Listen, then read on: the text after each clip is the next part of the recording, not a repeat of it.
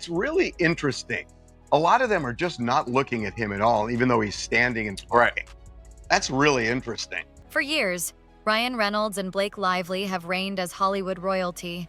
The couple everyone envied. Red carpets adored them, social media fawned over their witty banter, and fans worldwide bought into the fairy tale.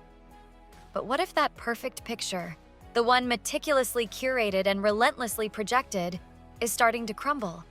What if the laughter and red carpet smiles hid something far more calculated, more strategic, and perhaps even manipulative? Whispers are growing louder, not just in the shadowy corners of the internet, but from within the industry itself, suggesting that the golden couple's shine might be masking a darker reality. I never realized, oh, it's really important for me. I need to be with a compassionate person. That's like a fundamental characteristic that has to be there. Because there are some people who feel like he is the one who's driving all of this and telling. The fairy tale began to fray not with a dramatic explosion, but with a subtle shift in the Hollywood wind. Suddenly, the usual adoration seemed tinged with skepticism. The good kind of talk they were accustomed to, the gushing praise and envious admiration, began to morph into something else entirely. It was a not good kind of talk, a murmur of unease, a questioning of the carefully constructed narrative. The whispers spoke of a shady side, a calculated approach to fame and fortune that was far removed from the easygoing, approachable charm they so expertly projected to the world. This wasn't just idle gossip. These were rumblings of discontent emanating from within the very heart of Hollywood, hinting at a carefully guarded secret. The Justin Baldoni war with Blake Lively, which seems to me, initially I felt quite sorry for Blake Lively, then I've been reading all the messages, and it just seems like a pair of absolute weapons-grade narcissists. We had a really weird moment on Deadpool where he said, let's do one more take. And everyone was like, okay. And I was like, yeah, I'm fine. And then as the character, he was like horrifically mean to me. Then came the earthquake, the seismic event that truly shook the foundations of their carefully constructed image. Justin Baldoni, director and co-star of Blake Lively's upcoming movie, It Ends With Us. Baldoni didn't just respond to Lively's accusations of harassment, he retaliated with a staggering $400 million lawsuit. The sheer audacity of the sum sent shockwaves through Hollywood. His accusations were explosive, meticulously detailed, and utterly damning. Defamation, extortion, and a calculated, almost Machiavellian attempt by Ryan and Blake to seize control of his entire film project. These were not casual claims, but weapons-grade allegations hurled into the public arena. This lawsuit wasn't just a legal battle, it was a public declaration of war, threatening to expose the alleged underbelly of Hollywood's golden couple. All through the text messages, you'll see over and over and over again him saying, I don't want to hurt her. I want to protect her. Let's give her what she wants. Sources with direct knowledge tell TMZ lots of the stars who attended the events on Sunday were confused as to why Blake and Ryan appeared on the show while they battled it out in court surrounding the movie It Ends With Us. Baldoni's lawsuit acted as a catalyst, shattering the industry's usual omerta. Suddenly, industry figures, previously silent, emboldened by his bold move, began to cautiously speak out. The accusations, now amplified and corroborated by multiple sources, painted a disturbing and consistent picture.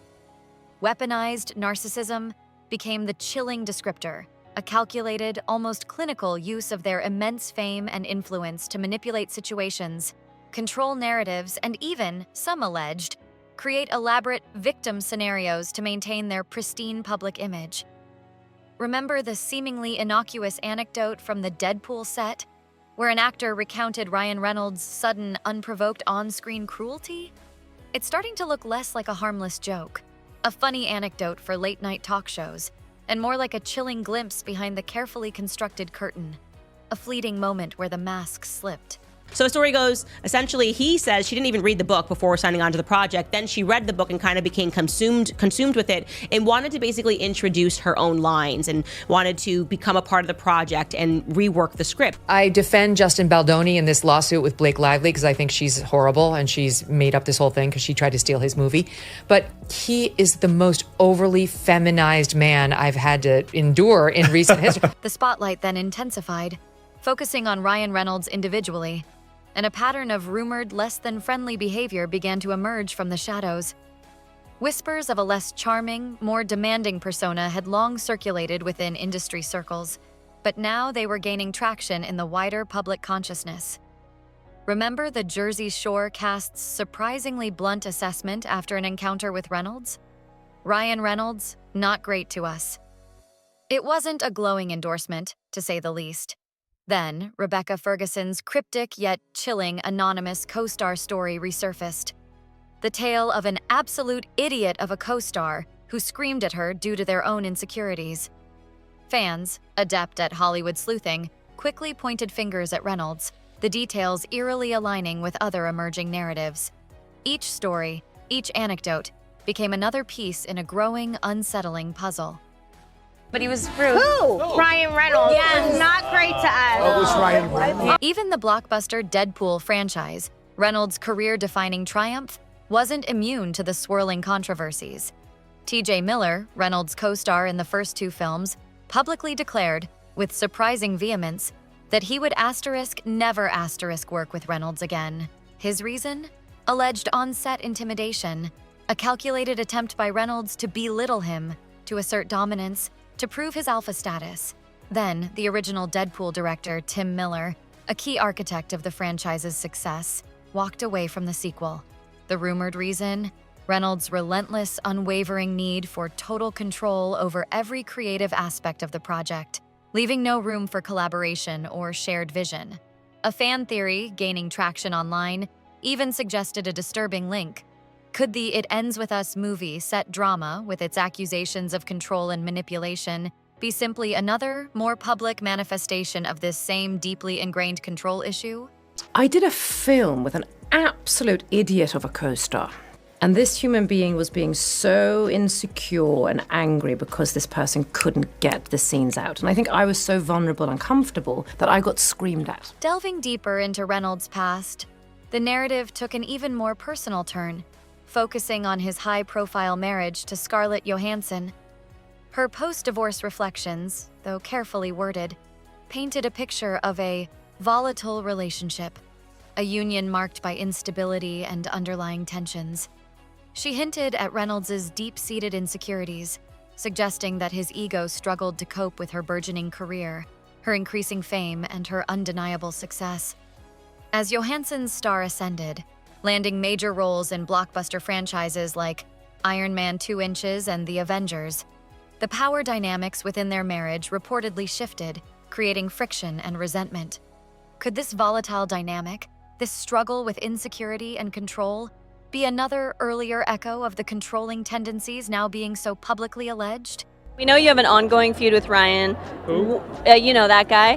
What's it gonna take for him to actually be BFFs with you? Well, I mean, in truth, there was a time in which we were. The whispers of discontent weren't confined to disgruntled co-stars, departing directors, and ex-wives. Hollywood heavyweights, figures with decades of experience and unassailable reputations, began to weigh in, albeit indirectly. Quentin Tarantino, known for his uncompromising artistic vision, publicly dismissed Reynolds' filmography as forgettable, lacking in deeper quality. Chris Columbus, the director of beloved classics like Home Alone, expressed outright outrage at Reynolds' planned stoner reboot of his iconic film, deeming it insulting to the legacy of Home Alone and disrespectful to the art of cinema. Gerard Butler, with a dismissive flick of the wrist, waved away comparisons between his film and Reynolds' Free Guy, stating with a clear jab that he simply doesn't watch Ryan Reynolds movies. Were these just isolated, perhaps curmudgeonly opinions?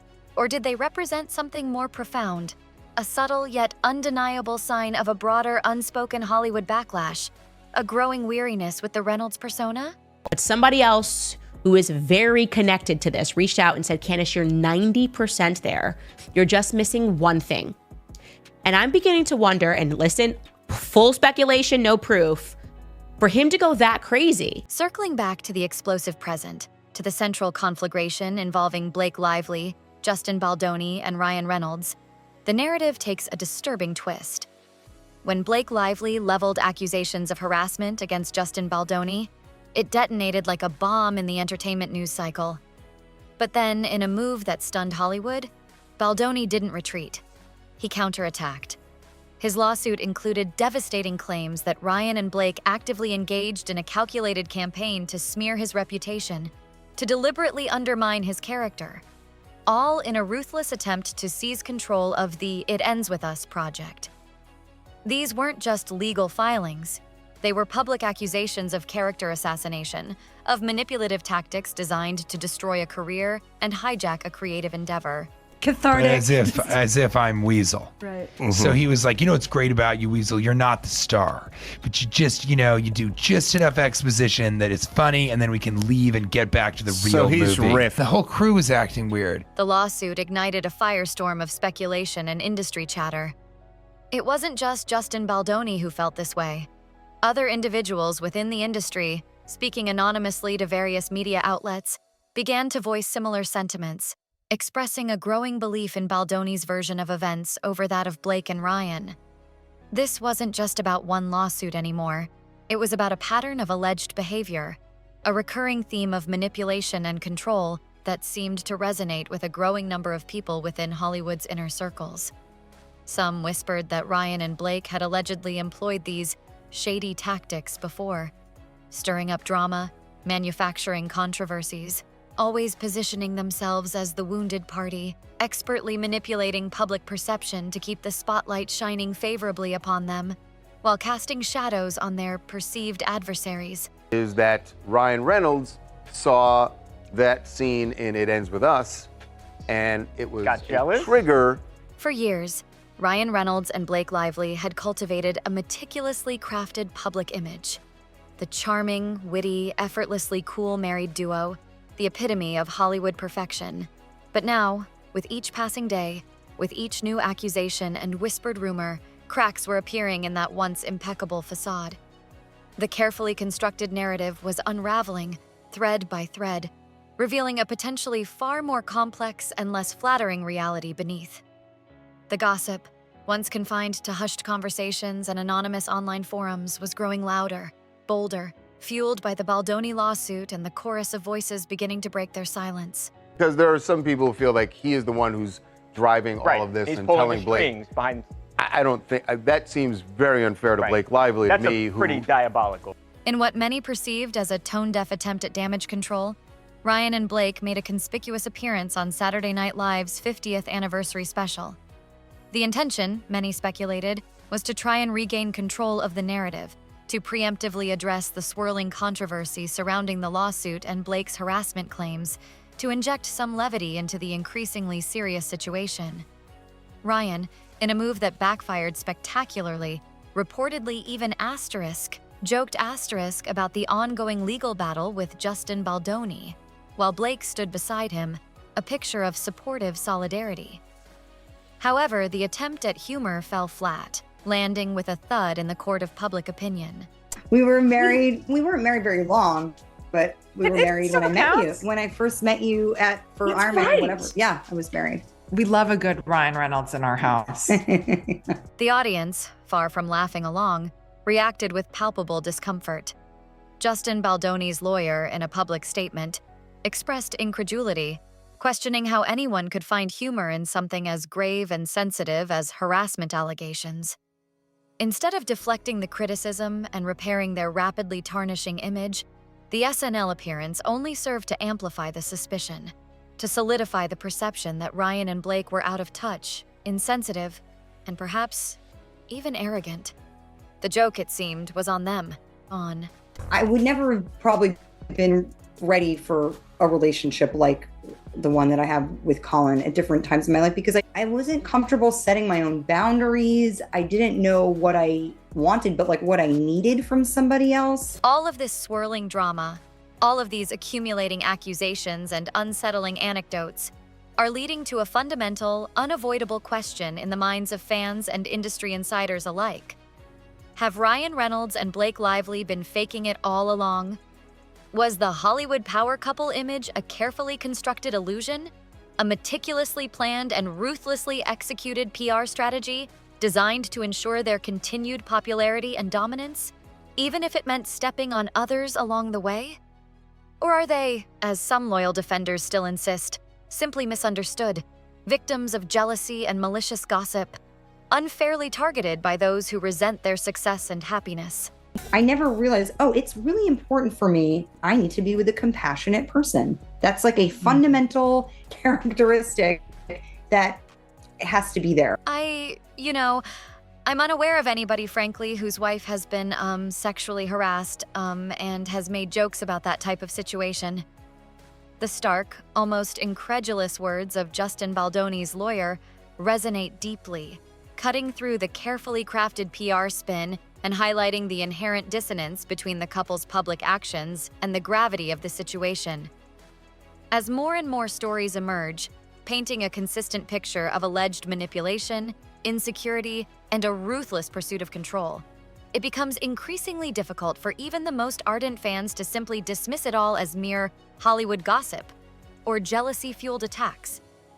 The allegations are piling up, creating an undeniable weight of evidence, making it harder and harder for the golden couple to simply laugh it off with a witty social media post or a carefully staged public appearance. To take all of these digs at Justin Baldoni, again, which makes all of us not believe that she was actually sexually harassed, and rather they were moving to try to squeeze her and to eventually just have Blake replace Justin Baldoni. The microscope is now firmly fixed on Ryan Reynolds and Blake Lively, scrutinizing their every move, re-examining their past actions, and dissecting their carefully curated public personas. Fans, once devoted and unquestioning, are now rewatching old interviews, re-examining red carpet photos, searching for subtle clues, for fleeting moments where the mask might have slipped, for any hint of the alleged darker reality lurking beneath the surface. They are recalling instances of co-stars suddenly vanishing from projects, of strained interactions in press interviews, of an underlying tension that perhaps went unnoticed at the time, but now, in light of the current allegations, takes on a new, more sinister meaning. Ryan Reynolds, how's it going? Great. Why? What have you heard? Only time will truly reveal the ultimate outcome of this unfolding Hollywood drama.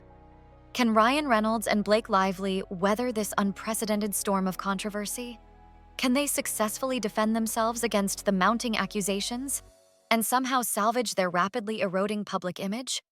Or will the weight of the allegations, the chorus of dissenting voices, and the relentless scrutiny of the public eye finally prove too much to bear? Perhaps in a few months, the fickle winds of Hollywood scandal will shift, the spotlight will move on to the next trending controversy, and Ryan and Blake will emerge, bruised but still standing, ready to resume their carefully choreographed roles as Hollywood's golden couple.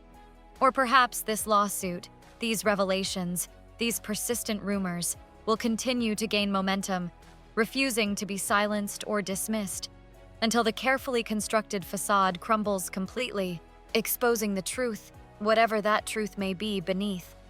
The world is watching, waiting, and judging. I'm unaware of anybody, frankly, whose wife has been sexually harassed and has made jokes about that type of situation. For now, the situation remains incredibly messy. A tangled web of accusations, denials, and unanswered questions. The more they attempt to deflect, to joke, to distract the public with carefully crafted appearances and witty social media posts, the more suspicious, the more disingenuous it all seems. Fans, once charmed by their effortless, cool, and playful banter, are now demanding real answers, genuine accountability, not just carefully rehearsed quips and hollow platitudes delivered on late-night television or filtered through social media feeds. The carefully constructed illusion of perfection is cracking, and the world is getting a glimpse behind the curtain. With everything that has now come to light, the main takeaway is undeniable. Ryan Reynolds and Blake Lively might not be the flawless, sweet, and wholesome sweethearts everyone once believed them to be. If, as alleged, they have been employing manipulative tactics, ruthlessly pursuing their ambitions, and prioritizing their image above all else, then those carefully guarded secrets, those hidden machinations, may finally be coming back to haunt them, threatening to unravel the carefully woven tapestry of their Hollywood fairy tale. Right now, a growing chorus of voices, both named and unnamed within the entertainment industry, are suggesting they have witnessed these shady tactics firsthand. We haven't heard from all of them publicly yet, but the rumors persist, the whispers grow louder, suggesting that there are many more individuals with negative experiences, with unsettling stories to tell. If that is indeed the case, then we could be on the cusp of witnessing even more explosive revelations in the weeks and months ahead. Revelations that could irrevocably alter the landscape of Hollywood and redefine our perception of its once golden couple. What do you think? Are we witnessing the unmasking of a carefully constructed illusion? Is this the beginning of the end for Hollywood's golden couple? Or will they somehow manage to weather the storm and emerge once again unscathed? Share your thoughts, your theories, your predictions in the comments below. This story is far from over, and your voice, your perspective, is a crucial part of this ongoing Hollywood drama. And to stay informed, to delve deeper into the ever-shifting sands of celebrity scandals and untold stories, be sure to subscribe and hit that notification bell. Because in Hollywood, as in life, the truth is often far more complex, far more shocking, and far more captivating than any fairy tale.